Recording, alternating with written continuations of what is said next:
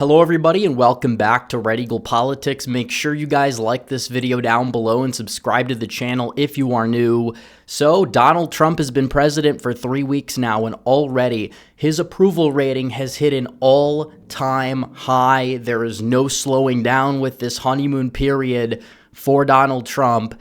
And this is the highest approval rating that he's ever had. He's been in politics for almost 10 years, and he's gotten more popular, and definitely it showed in this election. He got more votes than ever. He got a higher percentage of the vote than he's ever gotten in his other two previous elections.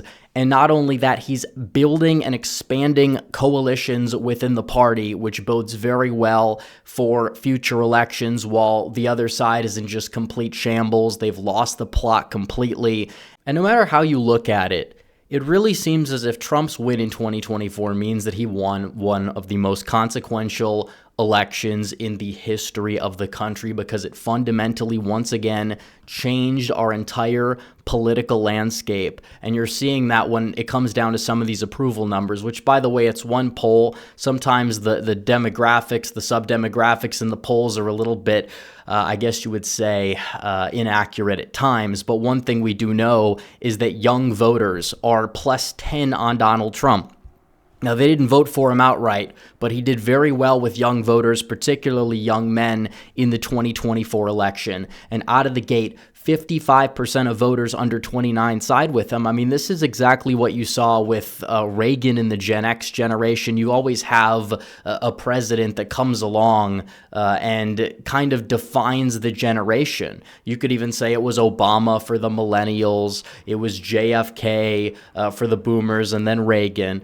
But in terms of Donald Trump, that's like his generation. He's added a lot to the culture, and that's why he's becoming more and more popular. Not necessarily with the younger millennials or the older Zoomers, but mainly the younger Zoomers, those that are like 24 and under, that demographic really shifting to the right under Donald Trump, because it's just common sense. A lot of people can see that our leadership growing up in this country has just completely been going downhill in real time, and Donald Trump has kind of been that symbol against it. And when he's out there and he's fighting and he's putting a good team around him and he's delivering already, you see what's going on. He's plus 10. Now, ages 65 and up, 50-50. That's kind of surprising. We are seeing something. The older seniors tend to be more Republican, and while it is true that many of them are, passing away, a lot of younger voters are Republican now, and it's making up for it. So it's possible that when you push part of the boomer generation up towards the seniors, that they're going to be a little bit more liberal for some reason, even though plenty of them are conservative. I think Trump is doing much better than 50% in terms of the approval rating, but is it like where it would be for a Republican 20 or 30 years ago? Probably not.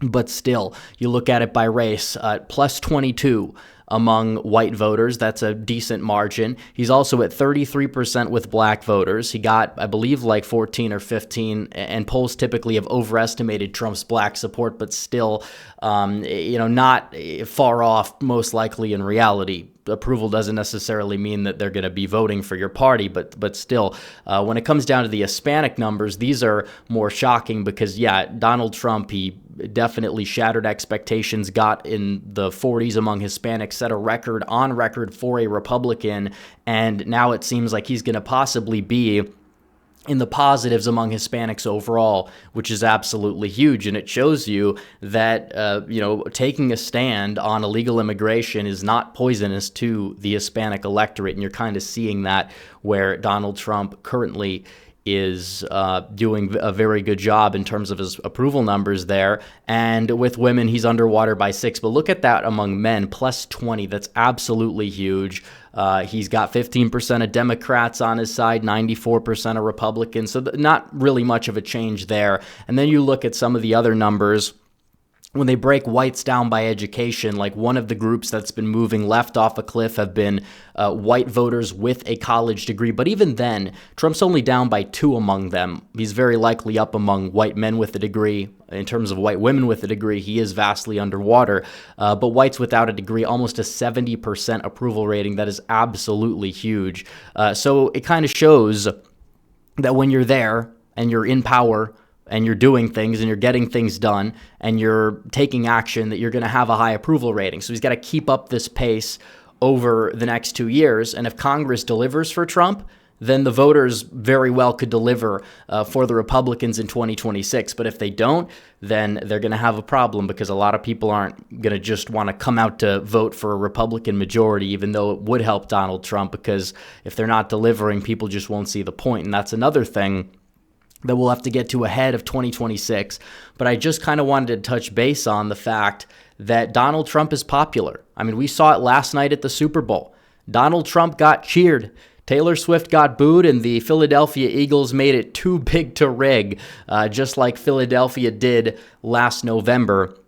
And what you're seeing is America's back. Nature is healing. It obviously helped that they were in Louisiana, which is a pretty red state over there in the New Orleans metro, even though New Orleans itself is a blue city. But you're kind of seeing the fact that the vibes have shifted. Donald Trump went to the Super Bowl. Presidents should honestly always go, to be honest. It's like one of America's like signature events every year. You would think the president would go more often. But regardless, he went, and obviously you're facing the public. He got cheered, and then the media darling, who they always said Trump can't attack her or say anything back to her because then he's going to lose. Remember that? They were saying that in the media. And then obviously Donald Trump won, and he's getting cheered at the Super Bowl. Taylor Swift, they put her on the Jumbotron. The liberal celebrity gets booed. America is back. We're seeing that. Got a long way to go, but you can tell that we're back in terms of being on the right track, and we absolutely love to see that. And even CNN is basically going out there and talking about Trump's approval rating, and even they understand that Donald Trump is now popular, and here's how they're dealing with that. Take a listen to this clip right here. And holy smokes, I mean, look at what the difference is between now versus 8 years ago during the first Trump term, right? This is Trump's net approval rating on February 10th. You go back to 2017, Trump was already underwater at -5 points on the net approval rating. That's approval minus disapproval. What a difference 8 years makes. He's on the positive side of the ledger at +4 points. And again, it's not just the CBS News poll. We're talking about the Gallup poll. We're talking about the Ipsos poll. We are talking about the Pew poll. All of these respective pollsters have Trump in a better position now than they did 8 years ago. The bottom line is Americans are far more likely to say they like what they're seeing now versus what they felt during Trump's first term. And honestly, the fact is that the media narrative is just not working anymore. Trust in the media is at an all-time low. And when Trump was first coming into office, the mainstream media definitely had a lot more sway in terms of discourse. You had a lot of social media censorship that you're not exactly seeing now, especially with X, and even the success that Elon has had with X is kind of forcing Meta to kind of come to the table, and they're kind of, I guess you would say, admitting that they did things wrong for one reason or another. But the reality is it's really bad for business for them, and they understand it. And the mainstream media, they're just collapsing, which is why they've been more unhinged than ever. And as a result, Trump is being more popular. He went directly to the people. He went directly on these podcasts during election cycle, mainly because he wanted to reach as many voters as possible without the media filter, and it worked. He came across as likable. And when people like you as a person, which Donald Trump now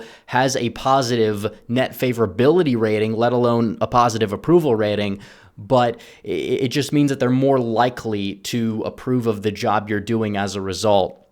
And that definitely is helping Donald Trump claim a mandate for his second term, especially because he went out there and won the popular vote. But they touch base on a few other tidbits here as well, because you look at how many days in Trump's first term he had a positive approval rating. It was just 11 in terms of the RCP average. It honestly may have been less, to be honest, but it was like 46% approve, 45% disapprove. He never really got above 47, 48% approval. But already you're seeing him start off in the 50s, and then the second term, the entire term, he's been in the positive. Now, there's a chance that that definitely changes in a year or two if he doesn't follow through with his promises. But regardless, the bottom line is a lot of Americans see him doing that.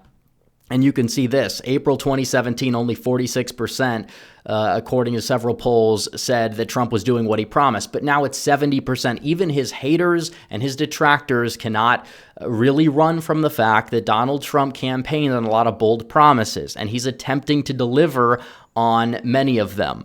Is it true that we're not seeing enough deportations? Yes, Donald Trump also shares that sentiment, and I believe they need to work with Congress to get more funding so they can deport more people. But the fact is that he overhauled the immigration policy from before. You're seeing border crossings plummet like 90+% since the end of the term where Biden was in there. So either way, Donald Trump is doing as much as he can. He's doing what he promised, and he's relatively popular.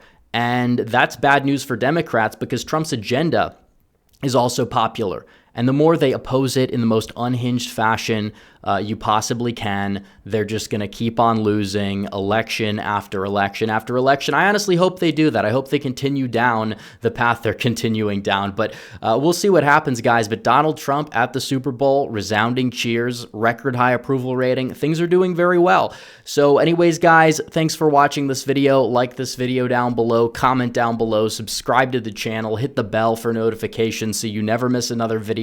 Follow me on social media. The links are all in the description down below, and I will see you guys in the next one. Red Eagle, out.